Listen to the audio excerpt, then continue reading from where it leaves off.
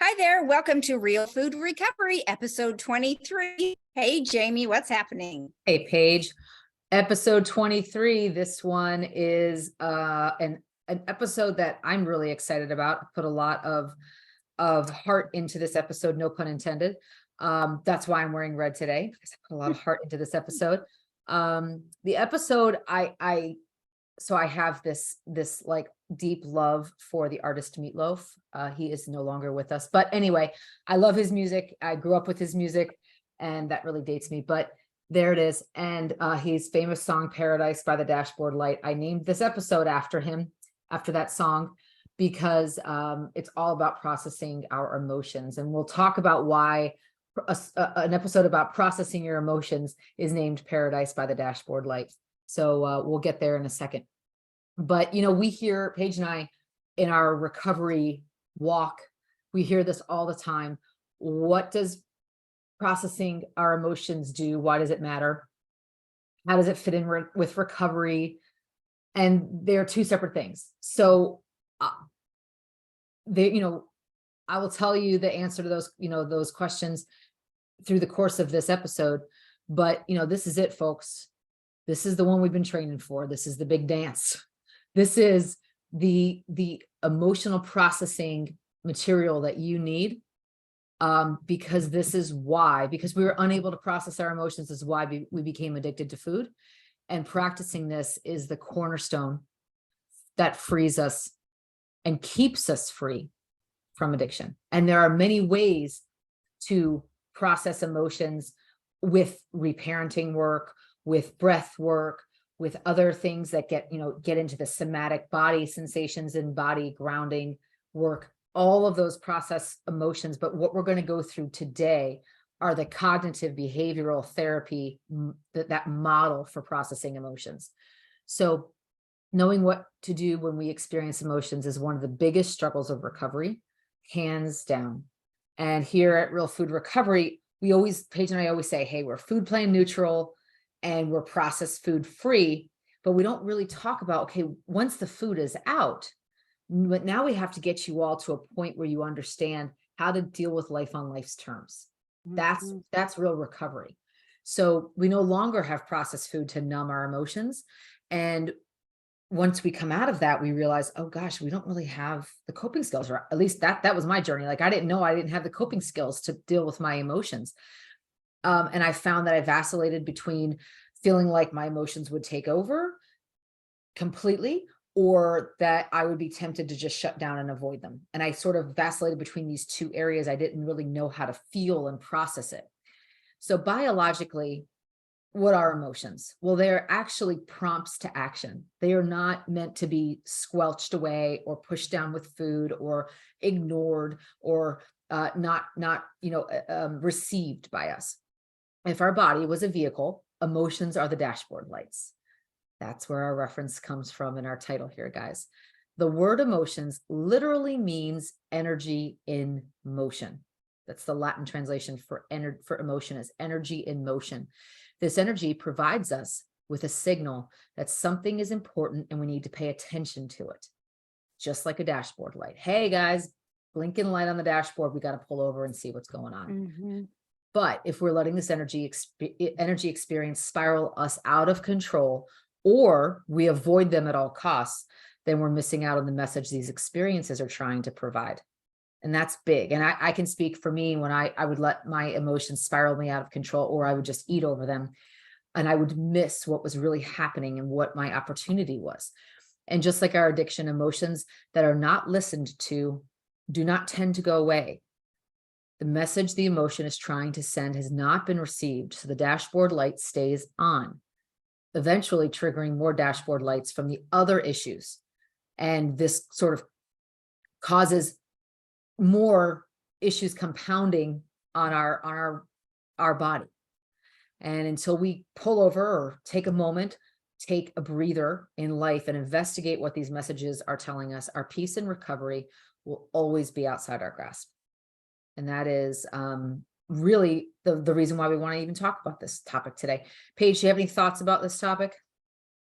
Well, actually, I'm almost here as an audience member because I really have learned so much since Jamie and I have partnered together about processing emotions because I have just a very narrow range of emotions. I vary 5 or 10% in either direction. It's genetically inherited from my mother's side.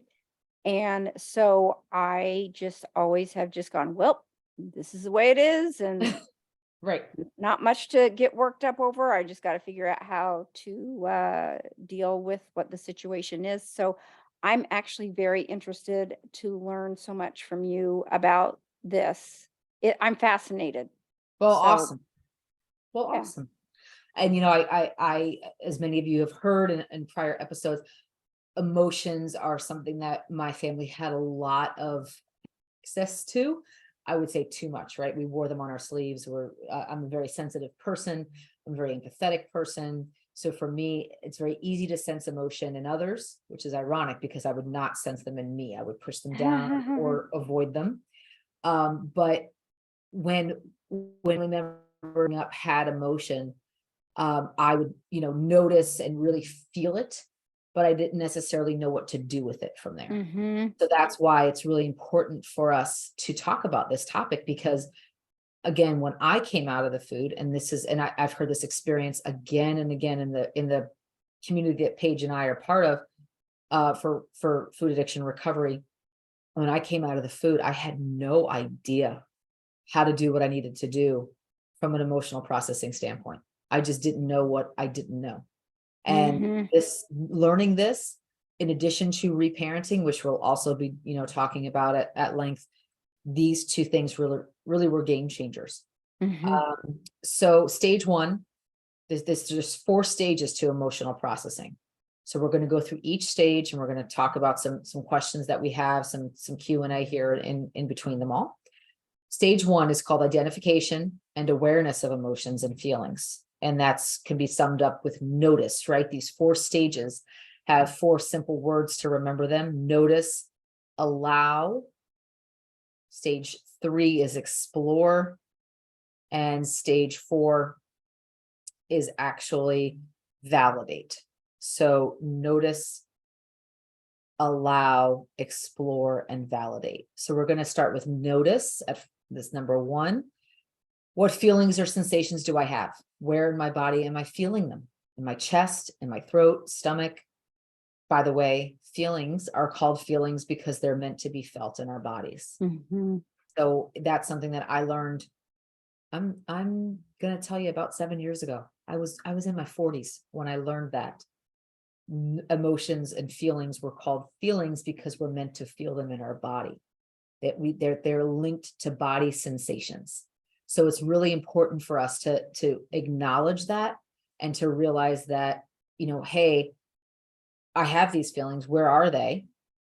Where's the tightness? Where's the tension? Where's maybe the heartbeat? Where's the stomach discomfort? Where's, maybe I'm feeling, heat in certain areas of my body or my torso.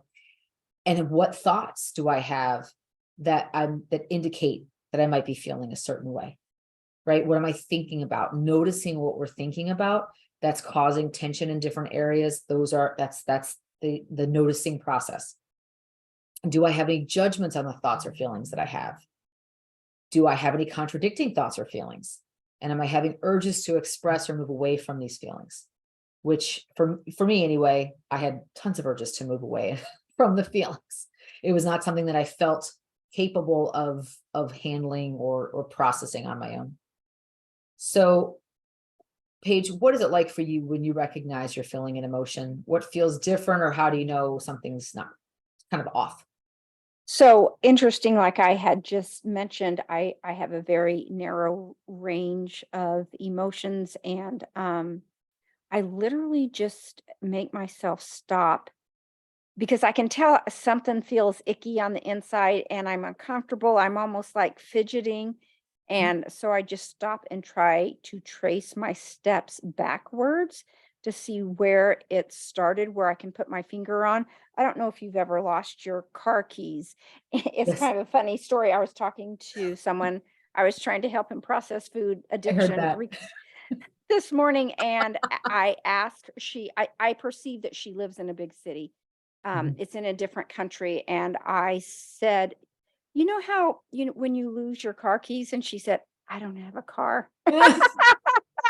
I got a real big chuckle out of that. Okay, we're It's not gonna hilarious. lose that. Okay, you're, Yeah, doesn't something. apply, so. Yeah. So, you misplaced something, the key to your house maybe, Mhm. but you just stop and you literally retrace your steps backwards. For me, this is how I do it. So I can Yes. figure out, wait, when did this start? Where I was fine up to 11 a.m. and then some. Mhm. So that is my big trick, and it seems to work for me every time, but that's just Yeah. what comes naturally to me. Yes, retracing your steps or retracing our steps Retracing. is Yeah. perfect. Yeah, Perfect guidance. retracing my emotions. Yep, exactly. And I used to, when I was a very little kid and I would try to fall asleep at night, I had a ruminating head from a very early age. Which makes sense growing up in the way that I did. And so I would have all these successive thoughts, and I would go back and try to trace my thoughts back to that original one and find out what started it. And Mhm. I remember I was like maybe 7 or 8. I was doing that, and I remember it was like a fun game that I would do until I fell asleep. So yeah, I don't think that 7 or 8 year olds should be trying to I trace their know. stressful thoughts, but that's what I was doing in my life. And when I you know, when I think about how I process, right, how I recognize it, now I notice and I become aware of it without judgment. And that's not easy. That is something that I'm practicing more and more every day. I'm learning that emotions are not good or bad. They're just experiences that help me understand me better, help me understand what's happening in my world around me better. And this is not so much about doing, right? This notice step is not so much about doing, it's more about awareness. Mhm. Best way to process our emotions is to become the observer of our experience instead of feeling like the experience is who we are. So Mhm. we're not shame, we're not embarrassment, we're not anger. We are feeling these things, and it doesn't say anything about us as a person. It just says, "Hey, this is like let's do the example of the car, the metaphor of the car. When you're Mhm. driving down the road, your low pressure light comes on, and you don't say, "Oh, well, my car's a flat tire." You just think, "Oh, there's my tire sensor. I must have a flat tire, and I'm going to go ahead and Mhm. fix the tire, figure out what's wrong with it, air it up, and be on my way." Right? We don't condemn the car because Mhm. it has a flat tire. But yet, I don't know about you, Paige, but I used to condemn myself for having an emotion. I would condemn Mm. myself for feeling what I was feeling. So again, emotions are not who we are. They're just energetic expressions or signals of where we're at in a moment in time. So that's the first thing. So notice. Number 2 is allow. We have an ability to stay with and accept the feelings in order to process them. That's where I, as a food addict, would right turn and step away from that process. I would not allow any of it. I would resist it. And part of that Mhm. resistance, as we know, when we resist, things persist. But for me, I felt so much resistance, and I felt so much, I was torn so much that I would go to the food to take myself out of feeling that resistance and take myself out of feeling the pain of pushing against what is. So once you notice an emotion and sensation is there, the best practice is to allow it to be there. A rule of thumb is what we resist persists, as I said before. So allowing the experience helps the emotions move through us. So taking a deep breath and saying, I'm allowing, like earlier today, before we recorded this episode, I was telling Paige, it's been like Grand Central Station at my house today, and just so many things going on that I had no idea were going to go on. And I had to very quickly just accept that it's super frustrating and I'm super frazzled. And I've got to, move through it so I could focus on what we're doing today. But if I was pushing against it and just exasperated about it, it would be way harder for me to let it move through me. So there's Yeah. there's the difference, right? When we talk about allowing, when feeling our emotions, guys, they're not going to kill us. And I used to think, there's no way. I will just start crying and I will never stop. And I've heard that. I've heard that, guys, so many times from people saying, if I feel this emotion, I will just never, ever get out of it. And that's just not true. It's just not true. We will get out of the emotion. They never kill us. I- 40 plus years, almost 50 years, guys. I've been on this planet. I'm still here. I've had every emotion in the book, and I'm still here. I didn't just burst into flames. Nothing horrible happened. All is well. So when you're experiencing a difficult emotional state, practice your breathing. Slow your heart rate down as much as you can through that deep breathing. Counting to 4 as you breathe in, counting to 5 or 6 as you breathe out. As you breathe in, feel that openness and curiosity, and ask yourself some questions, right? And these questions, again, these come from the cognitive behavioral therapy world. So it's thought processing. This is not so much the somatic part, but we want to ask ourselves, are these feelings tolerable? Why do I think it's intolerable if they're not, if you're feeling like, oh my gosh, I can't process this emotion? Do I think something bad will happen? Well, what would it be? How bad is it on a scale of 1 to 10? Am I having some physiological sensations going on? What's happening in my body? What can I do to tolerate this state, right? Can I breathe? Can I do some relaxations? Can I go for a walk? Can I call a friend? You know, these are all pretty advanced practices if you think about what allowing really means. Because for me, I don't know about you, Paige, but I would allow myself to go right to the refrigerator or to go into the pantry. I wasn't allowing any emotion to happen. Mhm. So do you practice this, Paige? So this is my strong area.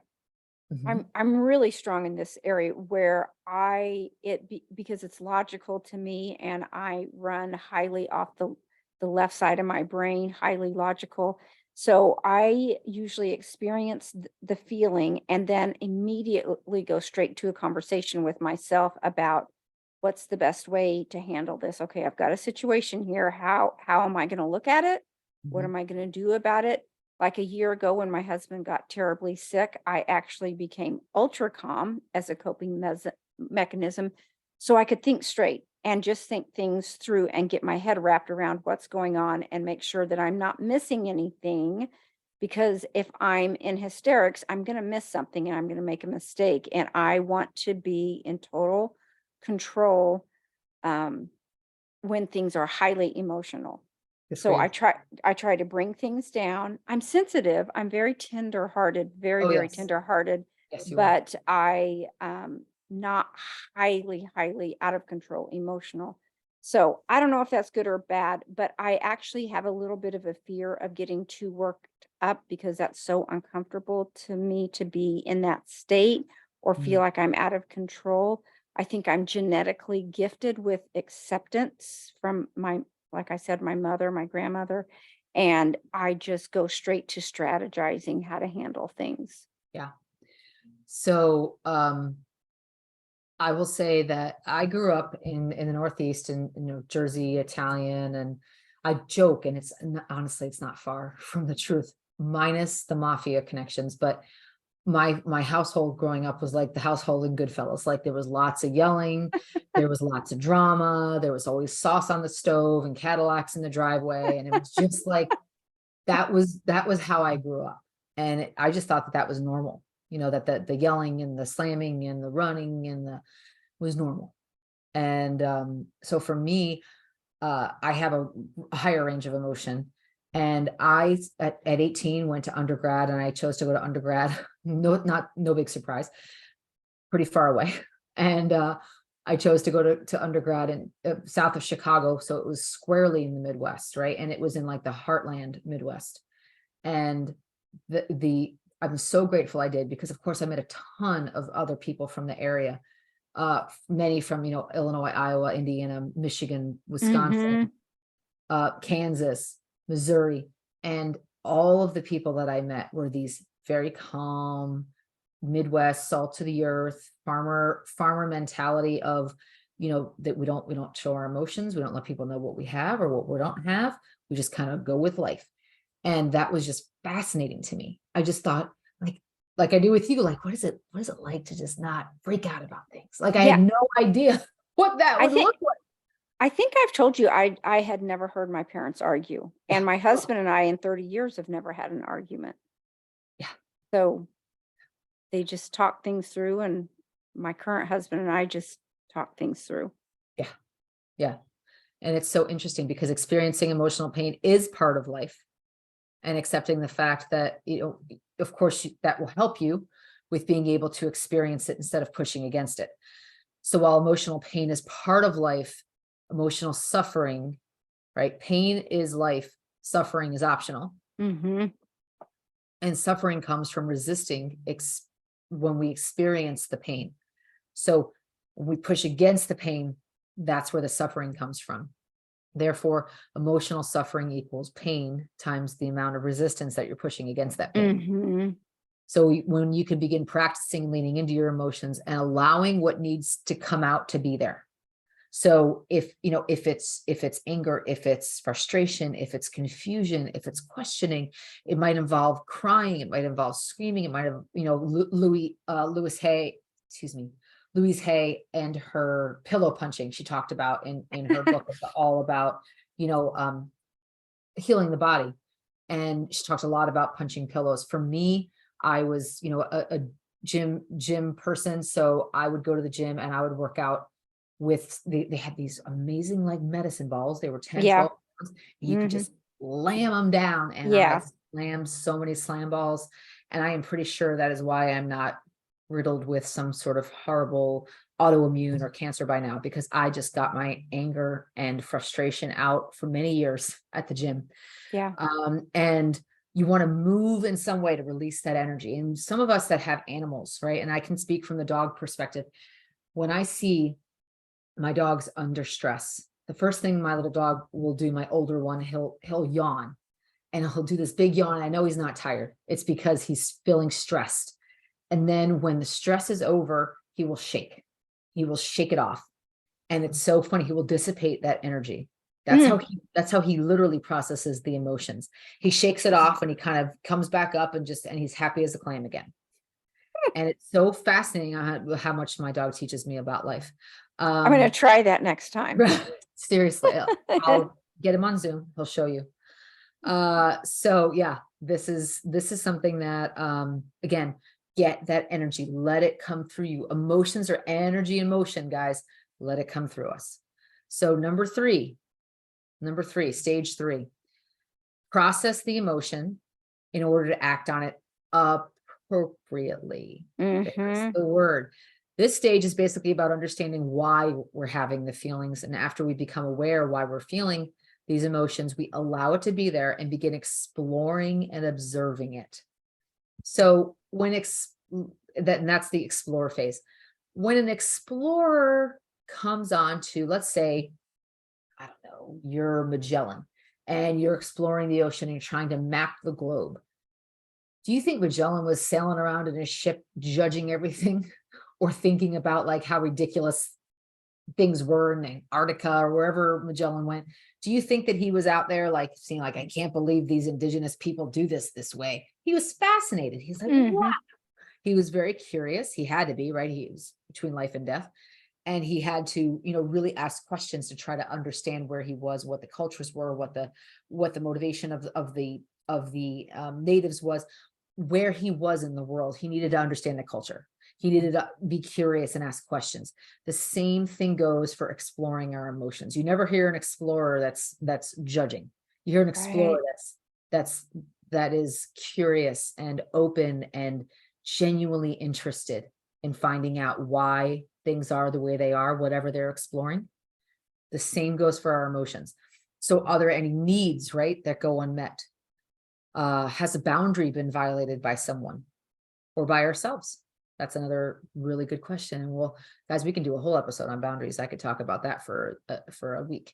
Has a value been compromised? We talk a lot about the values that we learn to have in recovery, our personal values. Well, has a value been compromised? Are we going against something that we really firmly hold dear and believe in? What is my contribution to the distress? Am I making a mountain out of a molehill? Am I falling into old behavior patterns? Is this emotional distress as a result of distorted thinking, black and white, all or nothing thinking, catastrophizing? Is this emotion the triggering of childhood memories, which I can certainly talk a lot about. Many of us deal with childhood memories that are brought up and we don't know why we feel something so deeply. And it's typically because if it's the saying is true, if it's hysterical, it's historical. It's usually something really deeply linked in us that's got triggered. It's not about what's happening today. Is this distress a result of me not accepting my feeling or judging it as wrong? Right. So it's like the whole explorer thing. Are we not accepting? Are we in judgment? And is this distress from a buildup of different events? That was my specialty before recovery. I would just go, you'd have these overlapping dashboard lights, right? That one would come on, and another would come on, and another would come on.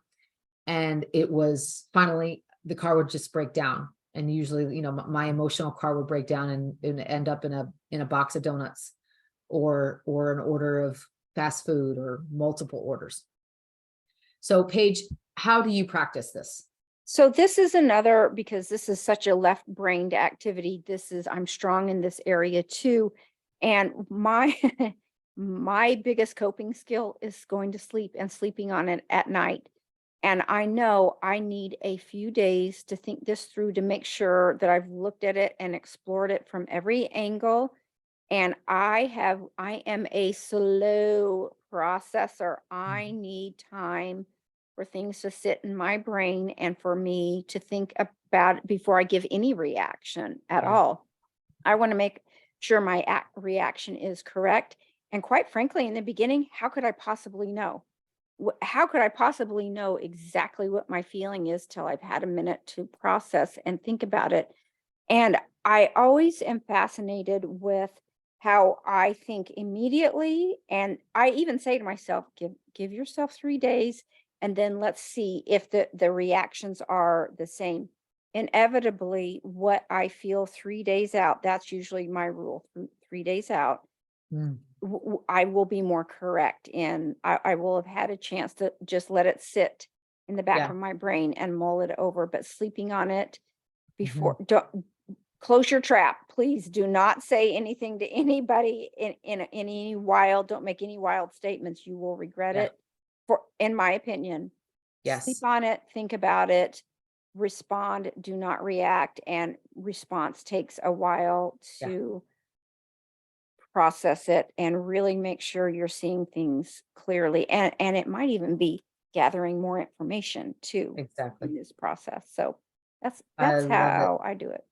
I love it. I remember you and I we had an opportunity for the podcast to do a partnership, and I remember there was a lot of information, and you said, just sleep on it, just process it. And I remember thinking, that's so foreign to me. Like, not that you said it, because I appreciated that you said it, but it was just like, I'm used to feeling like I have to just respond or Mhm. react, because that's what was modeled for me. And that's what, is at least in the field that I'm in the healthcare field, that's sort of what we're programmed to do. We're programmed to hurry up and react quickly.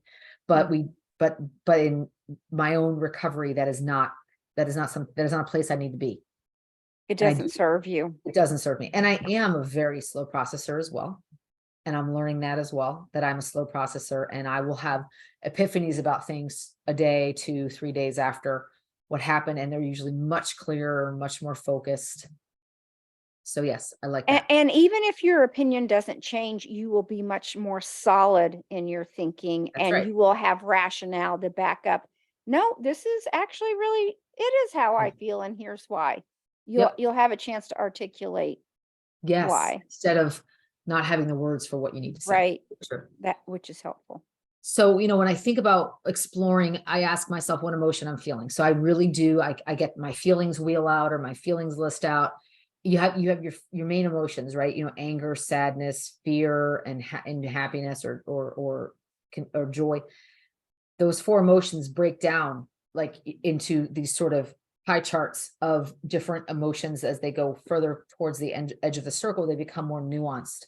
So you'll Mhm. have at the center of the circle, you'll have your basic four, and then they'll sort of branch out from there. So I really try to name the emotion, not so I can sit in it and rub it all over myself and marinate in the self-pity party, but because I want to be able to name the emotion and connect it to a part of my body that I'm feeling it in. Mhm. And what's the emotion trying to tell me?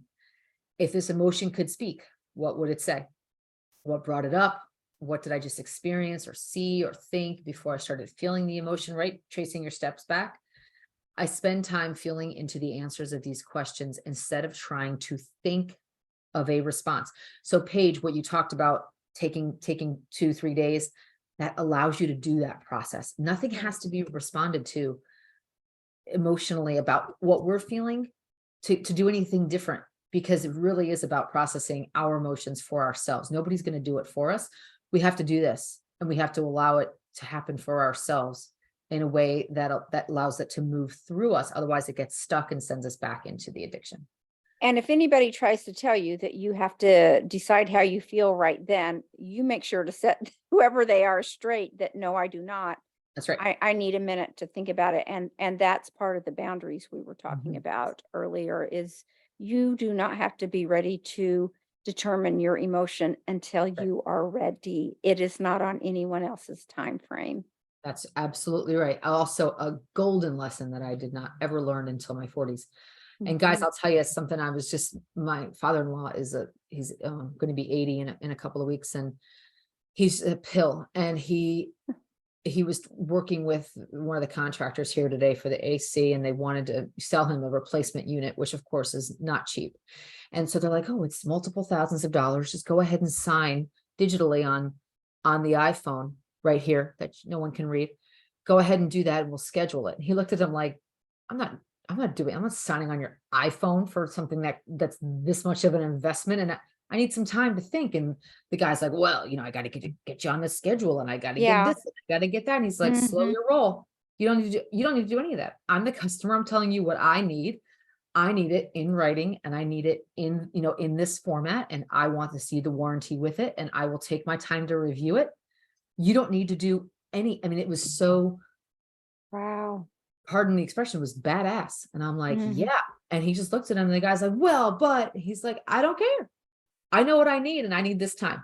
Good. So it's the same exact situation where, you know, that you need that time to process your emotions.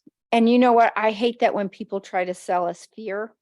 That's Right. what he was trying to do is sell your Yeah. father-in-law fear, and he was trying to take advantage of a vulnerability Mhm. emotion, and oh man, that I almost wish you hadn't told me that story. It gets me so riled up, Well, especially and as we age. I yeah, feel like people try to take advantage.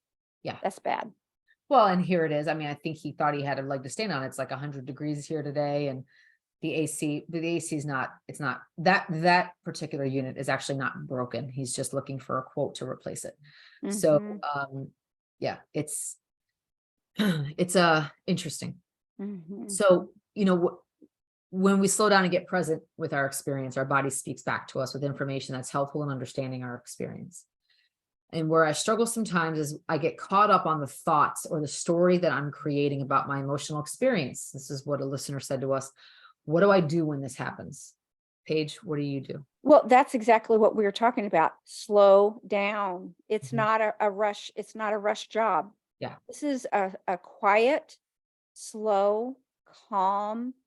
If you want to do it well, you're going to have to just pull over and take a minute. Yeah. Just questioning yourself and finding out if your thoughts are valid. But again, that takes a minute, that takes a beat. So, however long it takes to validate yourself is how long it takes. Yeah. Agreed.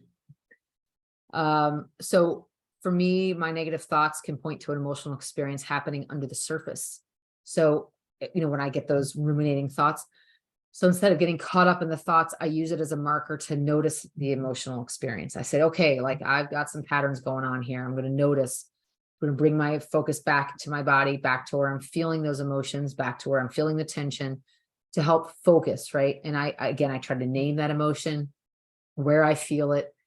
And, I love this piece of advice that I found while I was researching this episode. It says, begin practicing naming your emotions like they are an experience instead of part of your identity. So you'll say, I feel sadness in my throat, or I feel a sense of Mm. fear in my stomach, or I am sad. And instead of I am sad, because you're not sad, you're feeling sadness somewhere. You're not shame, you're feeling shame maybe in your heart. You're, whatever that is. Acknowledging and naming your emotions can help tame them by creating separation from them. So again, Mhm. our car is not a flat tire. It's still a Mhm. car. Still Mhm. gets us from A to B. It's just Mhm. it's got an indicator light that there's a problem we need to address. Mhm. All right. Last stage. Stage is stage 4. We address the emotions. This is the validate stage. So now, okay, we've become aware that we're feeling them. We've allowed them to be there. We've explored them to gain any information or insight, right? Or understanding where the emotion came from. Our next job now is to validate. Guys, this is the biggest step, I think, of the process, the one that is most important to me. Many of us growing up do not receive validation for our emotions. We don't receive validation for our human experience, period. Or we'll grow up with a parent who, will say, I skinned my knee and it really hurts. And, you might have a parent that says, oh, get over it, you're fine. Oh, it's just a Mhm. little scratch, you're fine. Or, you're not sad, you're fine. You're not angry, you're fine. I grew up Mhm. with a parent like that, and it was very hard to discern, like, well, am I fine or am I really upset? So you begin to question your whole inner experience because you really have no idea. I have blood running down my leg, but they said I'm They fine, so said I I'm guess. fine, so I'm just gonna suck it up, right? And I remember, thinking like, well, that's a good solution. Just act like it's not happening. Hello, that's resistance, right? That's resisting what is. So again, the emotion would not be arising if there was not a reason for it to be there. So it's our job to be the Magellans of our own world and to explore that. You can know it's valid because you're feeling the emotion, which makes it a real experience. P.S. Nobody can tell you how you're feeling except you. Yeah. So for those of us that grew up or have, people in our adult lives that invalidate us, that tell us that we're not allowed to feel or we're not supposed to feel the way we're feeling. P.S. That is absolutely not acceptable. It is not anything you have to indulge or talk through. You can simply remove yourself from that conversation and go and care for your own emotions and validate them yourself. You don't need another person to validate you. Mhm. So that self-validation is a way that we get around to denying our emotion or telling ourselves we shouldn't be experiencing something. It's another form of resistance. Validation happens after we allow things, right? So Paige, anything you want to add here? Yeah, we know that some emotions are due to distorted thinking patterns, and we need to try and reframe our thinking in more helpful ways in order to release the feelings. Other times, the feelings are triggered by childhood memories or past trauma, and so we need to find ways of letting it go. Mhm. However, some feelings might be due to a boundary being violated or from a need being unmet. And in these cases, we may need to be assertive with someone in our lives. Addressing the emotion and feeling in a healthy, appropriate way is the key to psychological well being. Yeah. And that's it, guys. That's it in a nutshell. Addressing the emotion and feeling it in a healthy way is again, that's it. This is what we've been training for. What we have been, falsely using food for in many ways. And Hmm. part of being human is to experience the wide variety of emotions. It's not that we're gonna let them engulf us, but they will never engulf us. But we need to experience them to allow them to move through. It's natural, it's needed, it's part of life to feel alive and feel emotions. Validation also opens us up to the experience of comfort, self-comfort, right? Which is meeting our emotional pain or needs. And if we experience our pain as valid, we can open ourselves up to being gentle, kind, and loving. So Hmm. if you're let's say you've got a 5-year-old coming in, I skinned my knee, ow, this really hurts. And instead of saying, oh, you're fine, go out and play, you're like, wow, that looks like it hurts. What will that child do? You'll see it in the child's body. They'll be like, oh yeah, it does. Like they'll just relax immediately because they're like, fine, she gets me. She hears Hmm. that looks like it really hurts. We should probably clean that out. And then you can address the issue, right? And but when you do that, right, to that child, you see the child trust you and connect with you and feel peaceful and safe with you. The same thing goes inside, guys. inside of us, there's that inner child, that inner teenager, the inner young adult. They're all still in there, and they have the same reactions that those little outside 5-year-olds have. Mm-hmm. Our children, our grandchildren, our nieces, our nephews, they all have those experiences outside, and the same thing goes inside for us. So we need sort of to convey comfort. We need to convey that validation and say, hey, I see you. I hear you. I feel what you're feeling, or I understand how you're feeling it.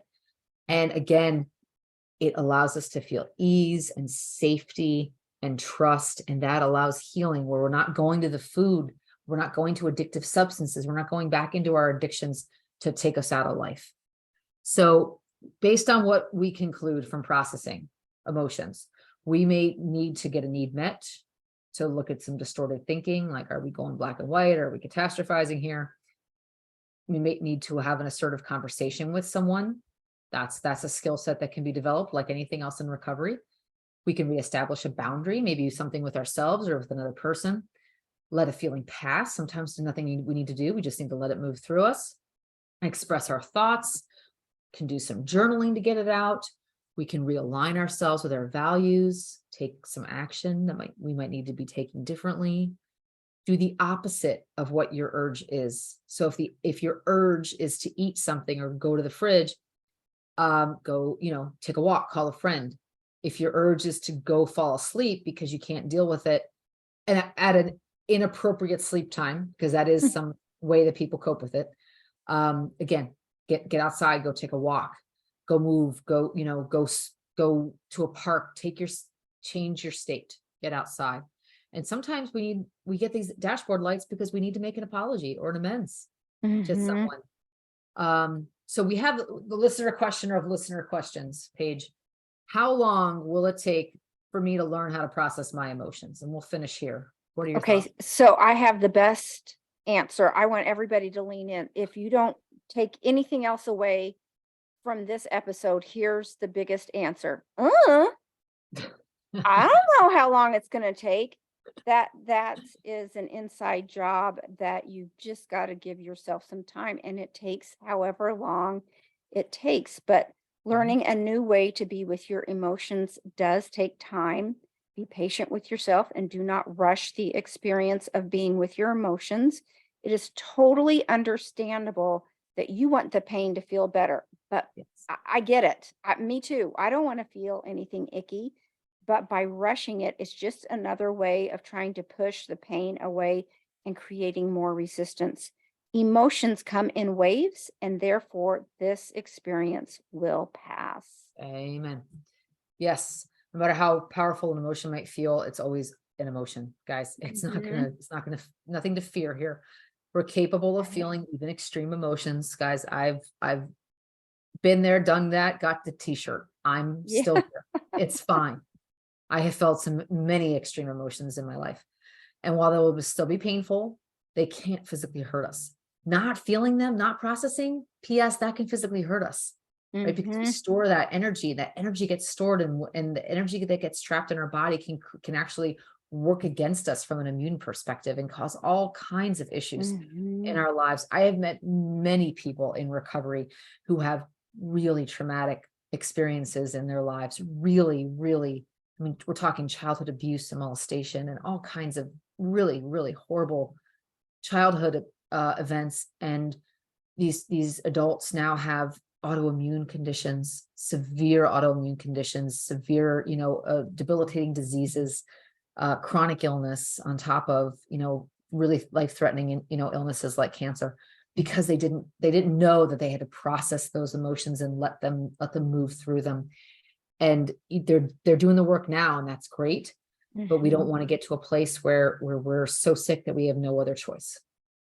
And so again, if we resist the feelings of those emotions, we find ourselves hurting by our own hand. And we have to find a way to numb ourselves from that pain. And that's where we can get back into the food or get back into the addiction behaviors. So doing this allows you to stay free. And that's why we wanted to have this episode. It's really one of the keys to freedom. So Paige, thank you. Anything you want to add? I was just going to say, don't you think fear is the one thing that holds us back? Actually, from everything in life, whether it's be taking a risk at a new job or starting to date someone new or feeling an emotion. It's terrifying. And so, Yes. nope, we're just not going to go there. We're just going to shut it down. Mhm. And we're just so fear-based most of the time that so much of this comes from just maybe it's fear of the unknown. I guess that Yeah. actually is what it is. It's fear of the unknown. I don't know how this is going to work out for me. I don't know how painful it's going to be. So we're just going to avoid that and go with the devil we know. Mhm. And I've been practicing my whole life dealing with emotions this way. I think I'm going to stick with that because I'm so afraid of opening myself up to something that might hurt worse. Yeah. And the irony is you're hurting your worst self by not processing the emotion. It Exactly. is an irony. Thank you Exactly. for all your work. This was phenomenal, phenomenal, Sure. phenomenal episode. Really, I learned a lot. So I My appreciate pleasure. everything. My pleasure. My pleasure. Guys, as always, we'd love to hear your thoughts. Go ahead and put your comments in the chat here on YouTube or on any of our podcast platforms. We can also be found on Instagram at Real Food Recovery 23 and on Facebook and TikTok under Real Food Recovery. So check us out, guys. We look forward. Our next episode that we're going to be recording is all about love. So we talked about Yes, emotional processing. Now we're talking about love. it's So going to we'll be see you good. soon on Real Food Recovery. Thanks, Thanks, Paige. guys. Bye bye. Bye-bye.